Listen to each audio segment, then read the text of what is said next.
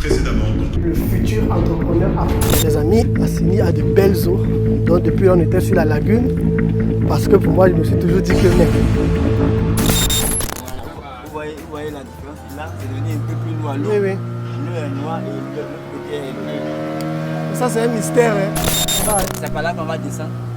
On va descendre par ici. Là, et puis on continue pour la plage.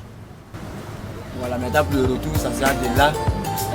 Directement là-bas. Directement à 3 minutes seulement la voiture. Ok, on fait notre interview.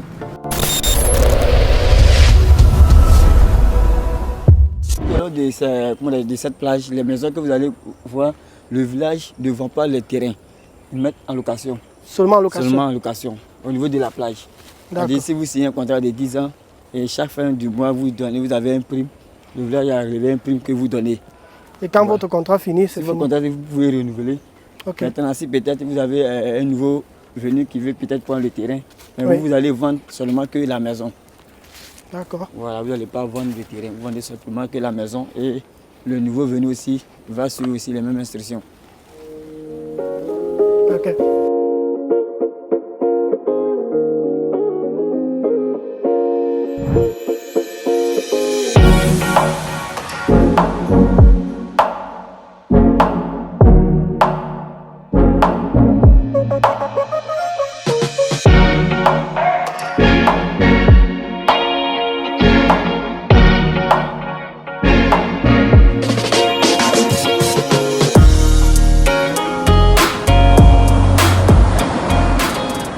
Salut les amis, alors là nous nous trouvons effectivement du côté de la plage à Assini. On a eu le temps, comme je vous ai présenté dans la précédente vidéo, peut-être même dans cette vidéo, pour ceux qui n'ont pas encore vu les autres vidéos. Donc je profite rapidement pour vous dire que je suis venu visiter Assini. Ça va faire quelques jours que je suis en Côte d'Ivoire et là je suis avec monsieur Gabin Nouma, l'un de mes collaborateurs. Et comme vous avez vu, hein, pour ceux qui ont suivi les autres vidéos, d'ailleurs abonnez-vous déjà à la chaîne. Vous allez découvrir mon aventure de ce côté de la Côte d'Ivoire parce que l'année passée je suis venu mais j'étais plutôt du côté d'Abidjan uniquement et je me suis dit il fallait un peu que je découvre plus d'endroits. Donc là je me trouve effectivement du côté d'Assini et l'objectif ici c'est de pouvoir échanger avec monsieur Gabin Nouma, de parler en fait du livre qu'il a sorti, un magnifique livre que je vous encourage à lire d'ailleurs, mais il va essayer de nous résumer de quoi parle le livre déjà et aussi qu'est-ce qu'il a inspiré à écrire ce livre? Parce que c'est très important de pouvoir savoir ce qui inspire toujours les gens pour plonger les lecteurs dans la vie de l'auteur, dans la vie de l'écrivain. Et franchement, j'ai beaucoup apprécié. Il m'a aussi annoncé qu'il a été sélectionné parmi les cadres. Il était le 4e dans le concours de lecteurs. Il aura l'occasion de détailler cela tout à l'heure. Mais moi, j'ai commencé à lire et l'objectif pour moi, c'est de vraiment terminer ça avant la fin de mon séjour. Et j'ai voulu faire une toute petite vidéo pour qu'il nous parle du livre, comment se procurer le livre, à quel type ou catégorie de personnes le livre s'adresse et aussi peut-être partager avec nous sur son parcours, quoi. Donc, je vais te laisser la parole. Merci déjà de me recevoir ici parce que je dois préciser que c'est toi qui m'a accueilli de ce côté. Et on a parcouru beaucoup d'endroits ensemble dans le cadre d'une collaboration dans l'immobilier. Et je tiens aussi à rappeler que nous avons une autre collaboratrice du côté de la France qui sera aussi bientôt ici pour certains projets sur lesquels nous allons travailler. Et puis, on va laisser ce sujet revenir sur le livre parce que c'est vraiment ce qui est le plus important. Et je me suis dit, waouh! En fait, le livre m'a parlé. Le livre m'a parlé en tant que membre de la diaspora. Et aussi, ce livre parlera à toutes ces personnes qui sont en Afrique et qui rêvent d'aller étudier un jour en Occident, de se préparer, que ce soit psychologiquement, mentalement et dans tous les autres aspects du thème. Donc, je vais laisser la parole à M. Gabin. Il va se présenter. De temps en temps, je vais lui poser des questions. Donc, bonsoir. Bonsoir, bonsoir, chère communauté, chers internautes, membres de la diaspora, quel que soit l'endroit où vous vous trouvez, je vous adresse mes salutations. Alors, comme il est dit, je suis Gabin Nouma. Oui. Entrepreneur. Un entrepreneur a plusieurs casquettes, il faut préciser. Oui. Ok, bon, parle-nous alors un peu de toi. Où est-ce que tu as vécu dans la diaspora? Depuis combien de temps tu es rentré? Dans quel secteur d'activité tu entreprends ici? Ou bien tu as eu à entreprendre ici jusqu'à présent parce que je tiens vraiment à insister pour dire qu'il a beaucoup de casquettes, quoi. Parce que quand j'ai commencé à échanger avec lui, on a parlé d'un domaine, après on a parlé d'autres domaines. Et franchement, je me suis rendu compte que, waouh, entreprendre en Afrique, il faut vraiment savoir se diversifier, quoi. Il ne faut pas juste... Et ça aussi était un enseignement pour moi. Parce que pour moi, je suis toujours focus dans mes affaires d'immobilier, là. Mais il faut apprendre à se diversifier. Et moi, j'ai beaucoup appris de lui, en fait. D'accord. Je suis à l'origine informaticien. Ok. Ok, donc j'ai suivi mon parcours ici en Côte d'Ivoire jusque lycée, grande école. Et c'est suite aux événements de 2000 en Côte d'Ivoire où il y a eu le premier coup d'État, événement auquel on n'était pas vraiment habitué ici en Côte d'Ivoire. Ah, c'était la toute première fois que tu... Oui, que les Ivoiriens même vivaient cela. Wow. Où il y a eu le coup d'État qui a vu l'instauration ou bien l'installation du général Robert Guéhi. Okay, qui a oui, pris, tu m'as raconté ça hier, j'avais la chair de poule quand tu me racontais ça hier. Là. Oui, et donc c'est suite à ce coup d'État-là que j'ai commencé, après mon BTS en informatique de gestion, j'ai commencé mon cursus d'ingénieur. Donc je travaillais et puis je prenais les cours du soir, donc à la descente du boulot, pendant que les autres rentrent à la maison. Oui. Moi, je travaillais en zone 4 et puis je prenais les cours au plateau. Ok. Donc tu prenais les cours de soir, hein? Les cours du soir afin de pouvoir avoir le diplôme d'ingénieur. Ok. Et donc j'ai fait la première année. Et puis comme je le dis, la deuxième année, après l'événement du coup d'État, c'était un peu... les parents ont dit, bon vraiment, vaut mieux que tu viennes en Europe pour pouvoir poursuivre. Vu l'environnement du pays actuellement, ça ne nous rassure pas. Donc c'est ainsi qu'après la deuxième année, puisque le cycle d'ingénieur c'est en 3 ans, donc j'ai fait la première année, la deuxième année, et je suis allé en Europe pour pouvoir, là-bas il fallait encore reprendre et puis terminer la formation. Donc à l'origine, je suis informaticien. Ok, je suis informaticien. Et en dehors de l'informatique, c'est vrai que je me suis adonné à beaucoup d'autres domaines d'activité, notamment dans l'agriculture. Donc on en reparlera dans une autre vidéo parce que là, j'ai beaucoup appris. J'ai beaucoup appris de toi par rapport à ce que tu fais dans l'agriculture, notamment le café, si je peux déjà me permettre de dire ça. Mais on en reparlera parce que j'ai appris en quelques jours, j'ai beaucoup appris sur le café, franchement, et c'était par son canal, quoi. Ok. Et après ça, j'ai entrepris également dans le bâtiment. Oui. Ok, donc dans l'immobilier. Dans l'immobilier. Et puis récemment, voici dans la littérature, notamment dans l'écriture. Ok, mais qu'est-ce qui t'a poussé à écrire ce livre en fait? Est-ce que tu as eu l'idée? Est-ce que c'est quand tu es rentré? Ce qui a poussé à la rédaction de l'ouvrage, c'est suite aux nombreux drames qui nous sont parvenus, des personnes qui quittent l'Afrique dans le but de pouvoir aller à l'Occident. Et puis malheureusement, beaucoup de personnes qui périssent. Et les statistiques ont démontré que si près de 100 personnes qui quittent, il y a moins de 10 qui arrivent. Et ceux qui arrivent encore, quel est le sort qui leur est réservé? Et c'était vraiment quelque chose qui était comme un coup de poignard pour me dire quel gâchis. Au temps de la traite négrière, c'était les Occidentaux qui venaient chercher nos forces vives pour des travaux pénibles en Occident. Et donc c'était sous l'effet de la contrainte qu'ils ont pris, malgré eux, tout, on peut dire ce vivier-là, ce potentiel humain, africain, et c'est ce qui a contribué aujourd'hui au développement de l'Occident. En fait, on pourrait dire la main-d'œuvre en grande partie par la main-d'œuvre des Africains. D'abord, il y a beaucoup qui se sont révoltés, qui ont été tués. D'autres, ça c'était même avant d'embarquer, D'autres, c'était avec les malaises dans le bateau, qu'ils étaient entassés comme des sardines, qui ne supportaient pas, okay, donc qui étaient jetés, comment dirais-je, dans la mer. Dans la mer. Donc qui étaient la proie des poissons. Des poissons et tout ça. Et aujourd'hui, c'est ces jeunes-là qui quittent l'Afrique volontairement pour l'Occident et pour la même cause, pour des travaux qui ne leur sont pas destinés. Qui ne leur sont pas destinés. Ok.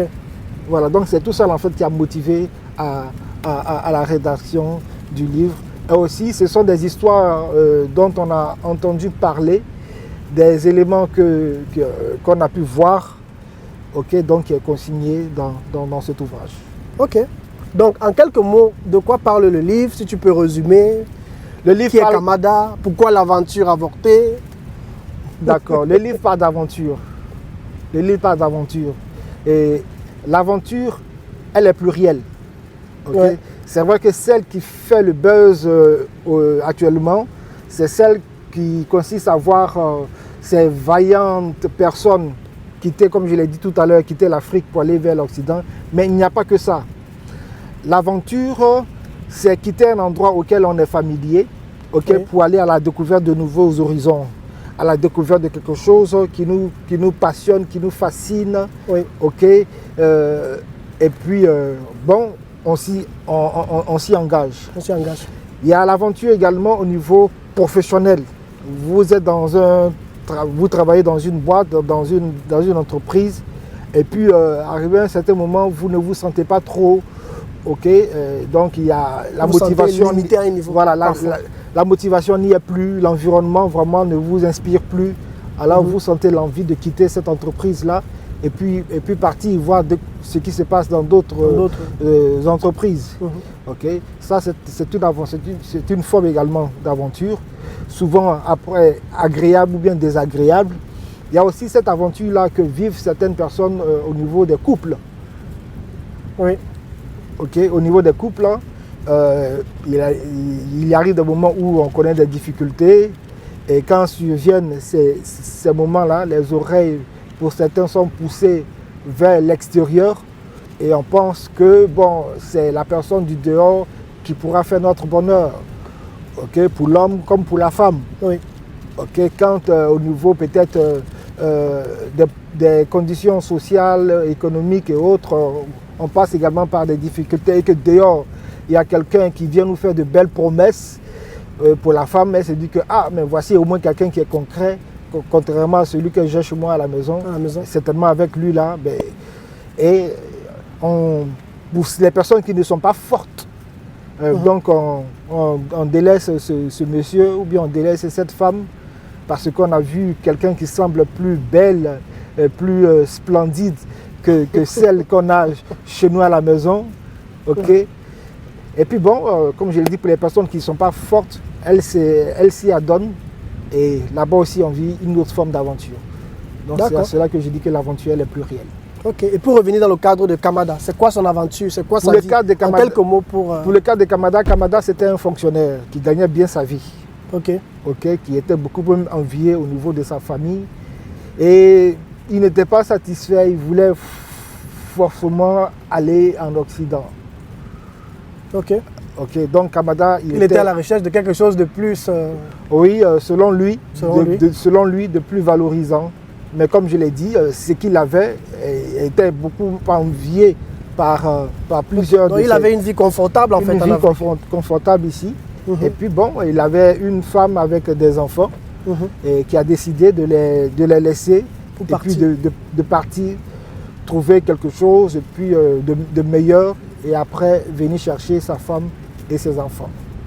Et lui, ce qu'il a choisi, c'est les États-Unis d'Amérique qu'il a choisi comme pays de destination. Et certainement, il a rencontré beaucoup de challenges là-bas et c'est ça que tu racontes. Énormément parce que d'abord, le premier choc, c'est son arrivée. Quand il est arrivé, il a été accueilli, hébergé par un de ses amis d'enfance. Oui.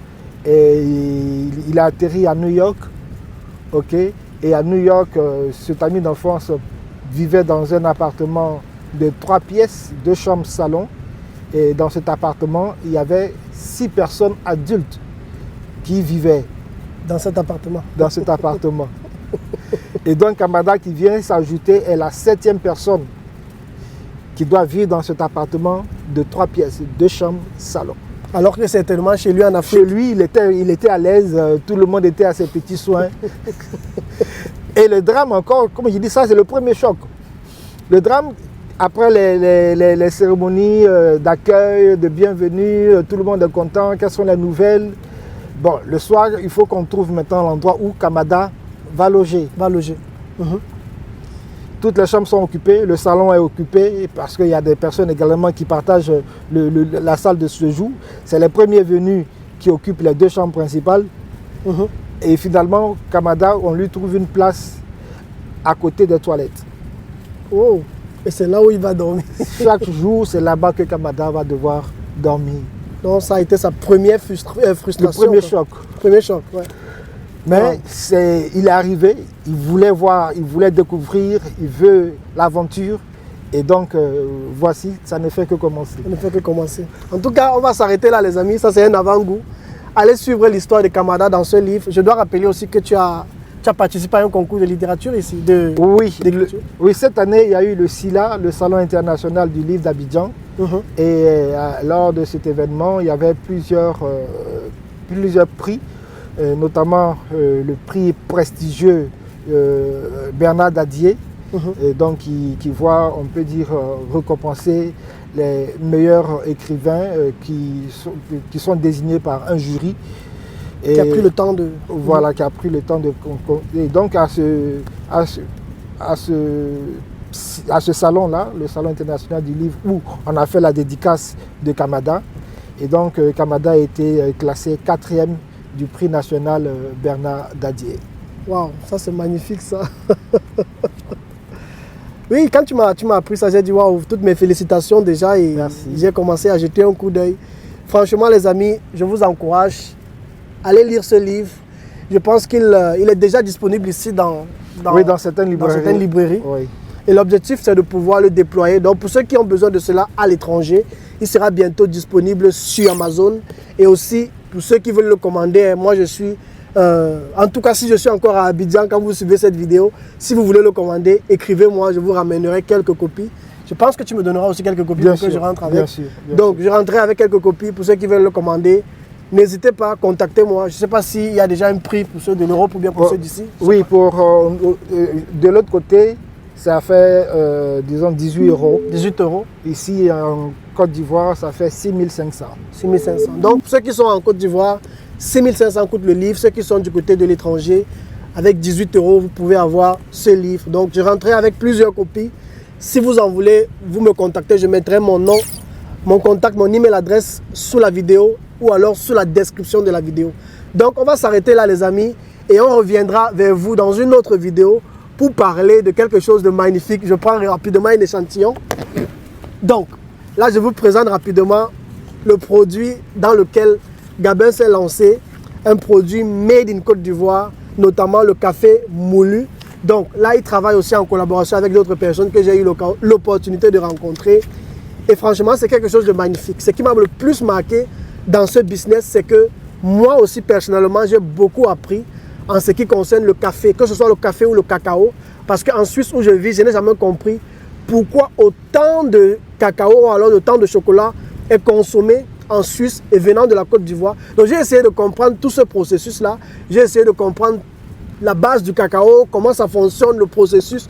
Pourquoi même est-ce que les Occidentaux ont, je pourrais dire, l'avantage ou bien le privilège même de pouvoir utiliser ces produits-ci par rapport à nous. Pourquoi les Africains aussi ne s'imposent pas à l'intérieur. J'ai aussi eu l'opportunité d'apprendre qu'il y a café et café en fait. Et que même au niveau de notre mentalité, il y a beaucoup de choses qui doivent changer sur la consommation du café. Je ne vais pas entrer dans les détails comme qu'est-ce que le Nescafé. On aura l'opportunité de faire une autre vidéo pour parler de ce produit. Et il nous partagera aussi tout ce qu'il faut savoir sur ce produit. Donc on va s'arrêter là les amis et nous on va prendre la route pour retourner. Vous voyez comment le ciel s'assombrit déjà là, parce que là il est actuellement 18 h. On va prendre la route et retourner sur Abidjan. Déjà il va falloir retraverser la lagune et retourner là où nous avons garé la voiture. Donc, je ne sais pas si tu veux ajouter quelque chose. Ben, procurez-vous le livre. C'est un manuel instructif, pédagogique, éducatif, culturel. Vraiment, tout y est.